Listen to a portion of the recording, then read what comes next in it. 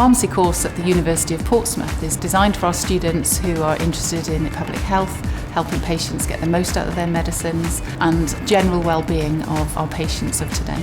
What I love most about the pharmacy course is you can learn around each subject, like as you wish. The facilities at the University of Portsmouth are state-of-the-art. We have the mannequins so we can treat them. We have arms as well so we can take blood pressures. We have heads so you can look in otoscopes. We also have the labs for the chemistry elements of the course as well. Students have an opportunity to practice within a safe, simulated environment, to do that on each other or with our simulated patients when they come in to volunteer.